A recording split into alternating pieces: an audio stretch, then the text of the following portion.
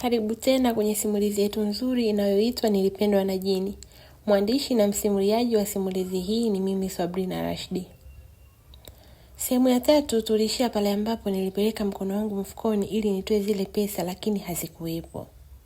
Kiukweli Abduli hakunielewa kabisa. Mara ghafla nilisikia sauti kama ya mtu akininong'oneza sikioni. Jitahidi kutunza siri. Niligeuza macho yangu kulia na kushoto lakini sikumuona yule mtu. Na nilikumbuka yale maneno yalikuwa yameandikwa kwenye lile karatasi. Oya mwanangu, tusepe. Nilisema hivyo, safari hii sauti yangu ilitoka kabisa. Yaani niliona kama mauzauza. Abduli aliguna tu na tulianza safari kuendelea kwenda shule. Tulifika shule na kuendelea na masomo hadi muda wa mapumziko. Wanafunzi wenzangu walianza kutoka kuelekea nje kwa ajili ya kunywa chai. Mimi nilitulia pale darasani nikiamini ya kwamba zile pesa zimepotea. Lakini wakati nipo pale nilipata tena wazo la kupeleka mkono wangu mfukoni. Na sikujua ni kwa nini nimepata lile wazo. Lakini cha ajabu niligusa zile pesa. Niliamua kuzitoa ili nijihakikishie. Ni kweli zilikuwa ni zenyewe. Zilikuwa ni 30,000. Kiukweli niliogopa sana, yani sikutaka kuzitumia kabisa. Kama ni pesa, kwa nini zipotee na kurudi zenyewe? Nilikuwa nawaza sana. Na safari hii sikutaka kumweleza mtu yoyote. Japo nilipanga nimtafute yule binti ili nimuulize yeye mwenyewe. Baada ya masaa kadhaa, muda wa kurudi nyumbani ulifika. Tulianza kutoka shule na baiskeli zetu tukiwa tumeongozana, mimi na rafiki yangu Abduli.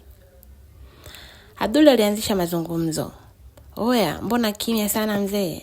Aliuliza Abduli baada ya kuniona nipo kimya sana kama mwenye mawazo hivi. Maana haikuwa kawaida yangu kabisa. Kiukweli mimi nilikuwa ni mzungumzaji mzuri sana. Tena nikiwa na rafiki yangu Abduli ni mtu wa story na utani mwingi sana. Sio kweli mwanangu, mbona nipo nomo tu? Nilijibu hivyo nikimdanganya Abduli ambaye ilikuwa hajui kama nina mawazo sana. Na sikuwa na amani hata kidogo. Sio kweli vipi wakati nakuona kabisa upo kinyonge? Au Subira kakuzingua nini? Alisema Abduli akimtaja Subira ambaye alikuwa ni mwanafunzi mwenzetu. Nilikuwa nikimpenda sana huyo binti na tulikuwa kwenye mahusiano kabisa. Lakini kutokana na hali yangu ya maisha ilimfanya binti huyo anisaliti kwa baadhi ya wanafunzi wenzangu pamoja na walimu kule shule. Alikuwa ni binti ambaye alifanikiwa kuuteka moyo wangu kwa kiasi kikubwa sana. Na sikuweza kumfanya lolote pale ambapo nilikuwa nagundua kama amenisaliti.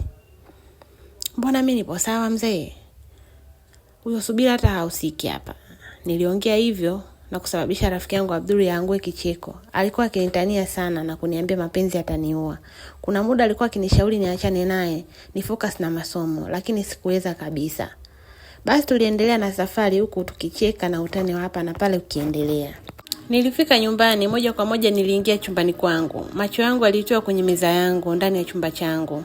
Nilishtuka na kushangaa kwa pamoja. Lile boksi lilikuwa pale juu ya meza. Nilitoa sauti ya mshangao. Nilisogea na kushika lile boksi. Niligundua kwamba ni lile boksi. Sasa limefikaje hapa? Nilikuwa najiuliza. Wakati huo kumbukumbu zangu zinanihakikishia kwamba asubuhi niliweka kwenye begi kabisa. Nilitoa ile pete na kuitazama. Nikakumbuka ile karatasi ilisema nikimhitaji nimuite kupitia ile pete. Kiukweli ndugu msikilizaji, nilivaa roho ya kijasiri sana. Nikaamua niketi kitandani huku nikiwa bado nimeishika ile pete. Njoo na kuita. Nilisema vile huku nikiwa sina uhakika wa kile kitu ninachokifanya. Nilijikuta nikishtuka na kupiga kelele. Ni kama sikutegemea kile nilichokuwa nakiona. Ama sikutegemea yule binti angekuja kwa namna ile. Yaani ilikuwa bado kidogo nipoteze fahamu kabisa. Mama! Nilijikuta nikiita vile. Mama aliyekuwa jikoni aliitika huku akiuliza, kuna nini Mashaka? Nilikaa kimya tu, macho yangu nikiwa nimeyatoa pima, nikimtazama yule binti aliyetokea kimiujiza pale pembeni yangu kitandani. Muda huo yeye alikuwa akitabasamu tu. We Mashaka? Aliita tena mama, safari hii kwa ukali kidogo. Basi mama, ni mdudu tu, lakini nimeshamuua. Nilijibu hivyo huku nikimtazama yule binti aliyenionyesha ishara ya kutosema chochote kwa mama. Nimekuja sasa, si umeniita? Sasa mbona unaogopa?